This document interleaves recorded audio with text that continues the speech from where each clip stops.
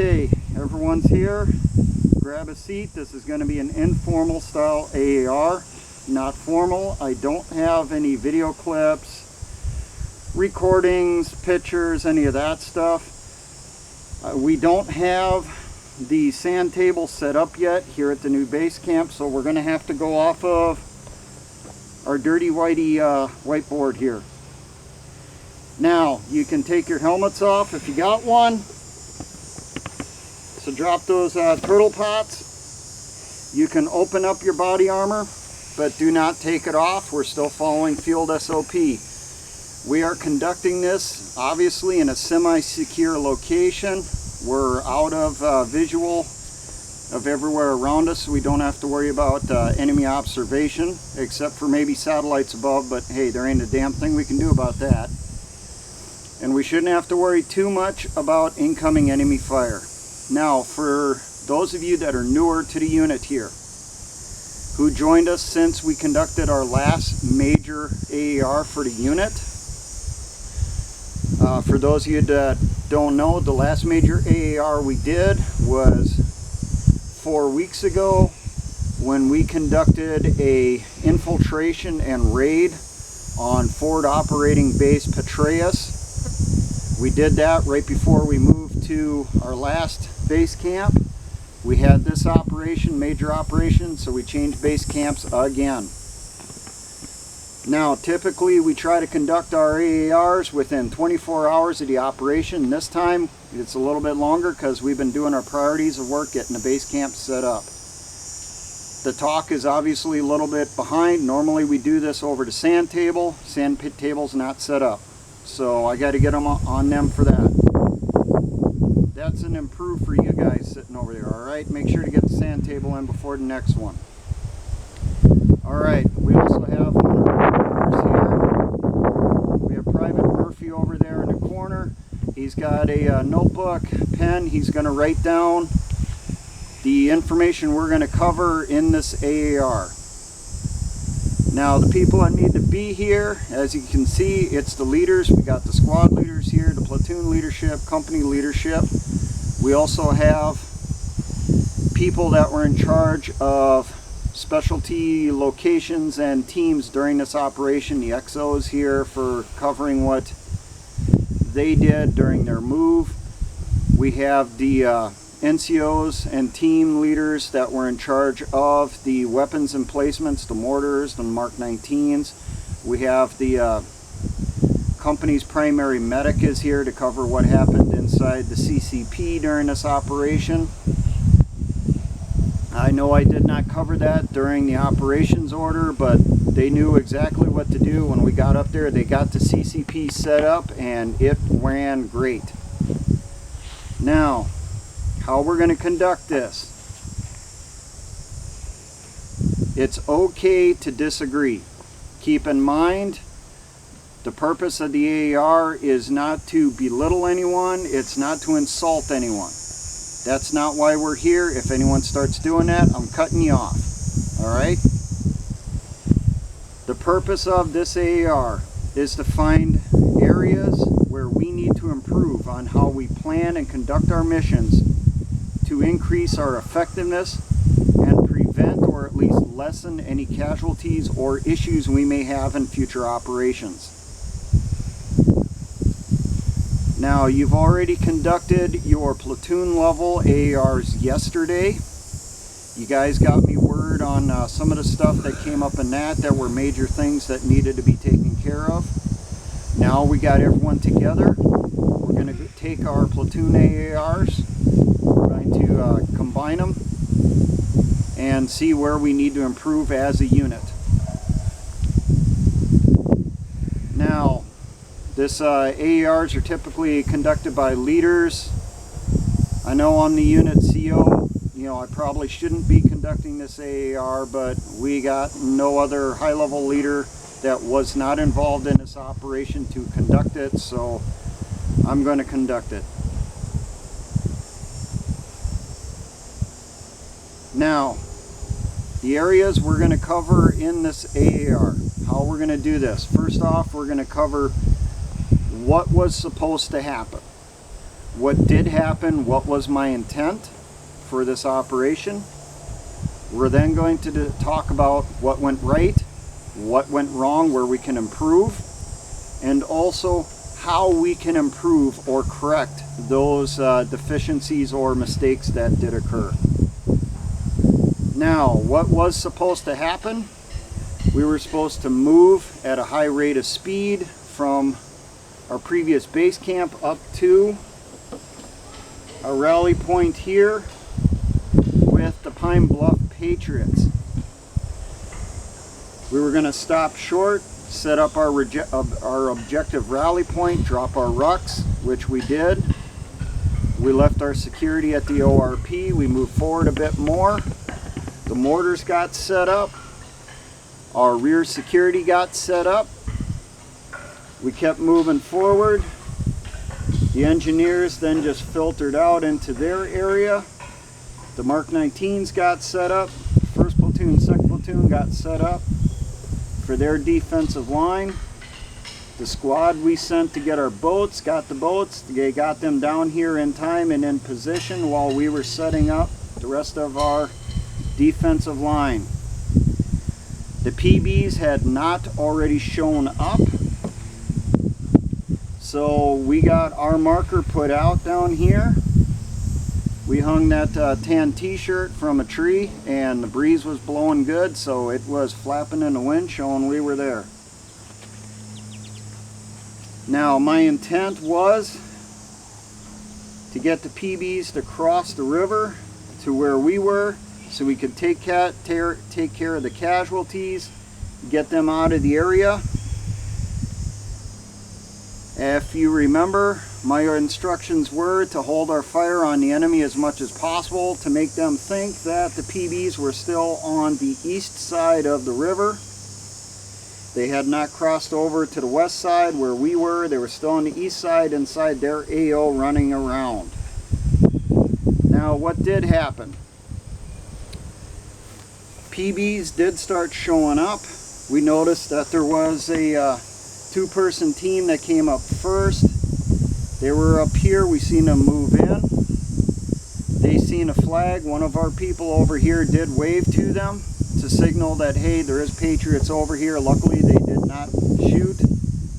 That was a potential friendly fire moment. Something to consider for in the future. But they settled down there. They started pulling security on the other side. Not long after they showed up, that's when the PB's XO showed up with his group. He brought with him 15 personnel, of which 5 of them were on litters or getting carried. They got their boats prepped to get ready to come across. They had the 2 that were here notified the XO that we were already over here. They put their marker in right away. We signaled once again that, hey, we're still here. But we did not give the signal to begin the crossing because they were the ones that were supposed to get the signal first. Once we had the signal happen, we started the crossing. They started coming across. They had 3 boats. And they were bringing them across. They were bringing across their litter casualties first because those would take the longest.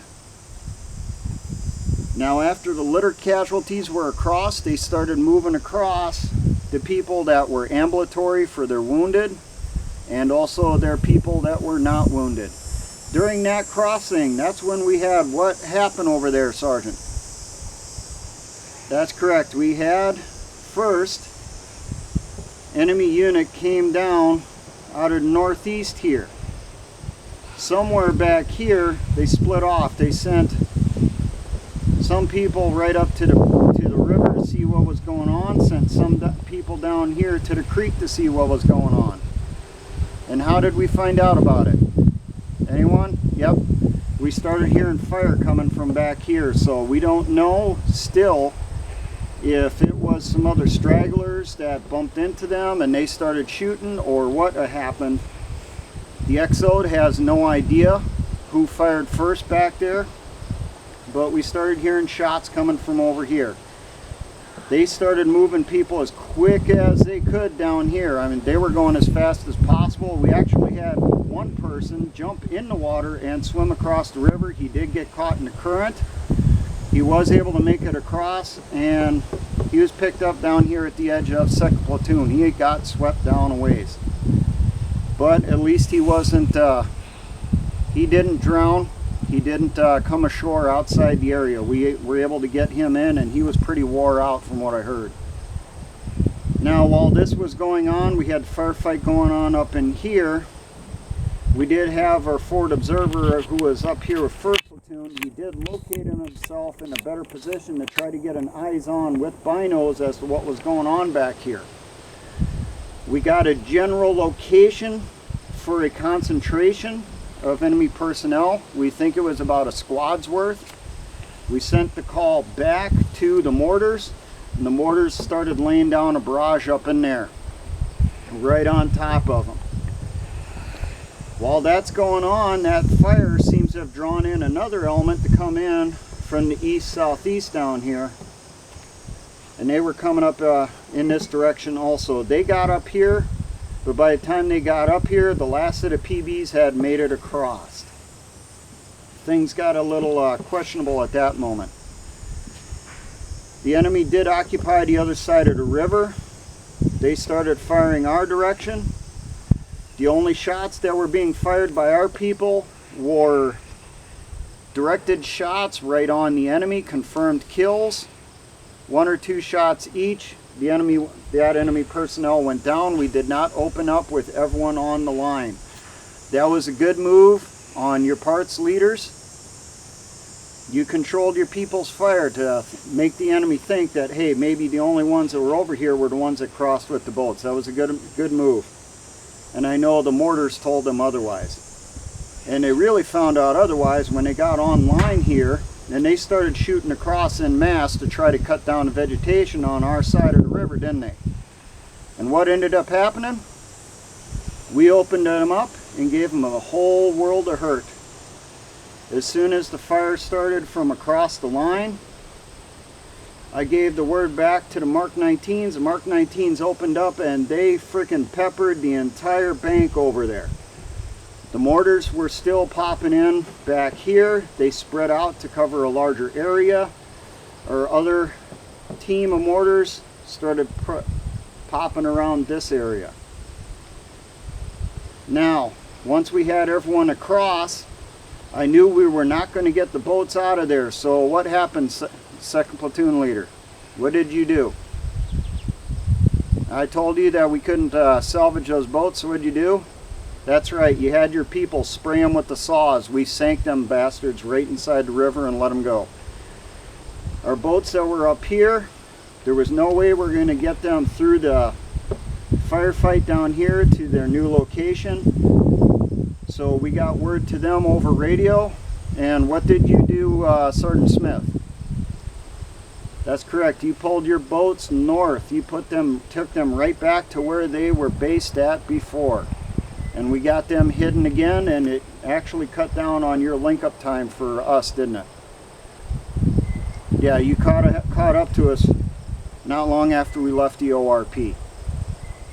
Now, after we peppered the hell out of them up here, we gave the call back to the mortars to prepare to drop smoke rounds right on the bank to cover our withdrawal, and when they were doing that, they're supposed to drop the rest of the HE they had with them.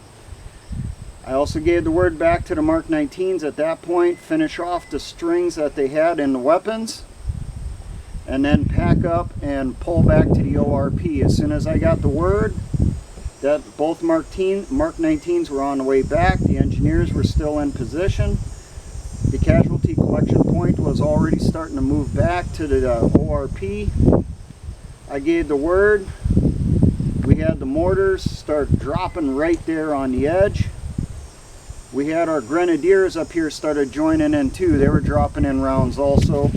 And then we started pulling back. 1st Platoon, 2nd Platoon pulled back. Last ones to lead the area were the engineers. We rallied back at the ORP and we started our movement back to the new base camp. So, what went right? That's a good point there. One thing that really went right from the start was our move in. First platoon did a great job with selecting the route in there. We were out of enemy observation almost the entire way, as far as I'm aware. I mean, no one shot at us on the way up there. And we never ran into an ambush or operation on the way. We didn't get any enemy fire on us as we were coming up. So everything seemed to be going good on that one. That was a good job on first platoon's part. Anyone tell me anything that might have gone wrong? Okay, with our heavy weapons, what went wrong? Okay, for those of you that couldn't hear, he said one thing that he noticed when we were coming up was the areas that we had selected for putting the mortars in, they were completely grown over. And we did not bring any equipment with us to cut down the vegetation. There actually was a bunch of saplings, trees that grew up. They were snapping them off as best they could. So maybe next time, try to bring some e-tools or something for doing a quick clear off of the site. So there, we got our little improved. Does anyone else have any recommendations on how to improve that situation where we get somewhere and the area is too full of vegetation that we weren't anticipating? Okay.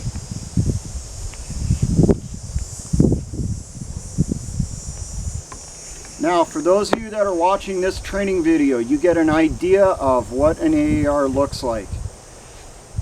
Typically, when you're doing this, you look for, you set as your minimums 3 rights, 3 wrongs, and at least 3 ways for making those improvements. You can have more than one way to fix a mistake or a deficiency. Always keep in mind, this is not a session where you're singling someone out to tell them they screwed up, to insult them, to belittle them. It's okay to disagree. You can have people that come up with different ideas on how to fix a problem. That's all right, nothing wrong with that. Try to get everyone as comfortable as possible. It does help to ask leading questions. Start something off and try to get them to finish. Ask them, you know, we started doing this, what happened after this? Get people involved, get them to draw out. You don't want people just sitting there while the person conducting the AAR does the whole thing. And don't forget to start picking people out, to ask for information, especially when things start slowing down. It does happen where everyone thinks everything's been covered, but there's probably that one person out there who has something else that should be brought up or could be brought up, and you never know what they have to bring up might be the most important improve that needs to be done on an operation. I recommend start including this in your training. Get used to it. Make it part of your SOPs. Now, for all my engineer brothers in the Patriot and militia movements, always remember, essay ons.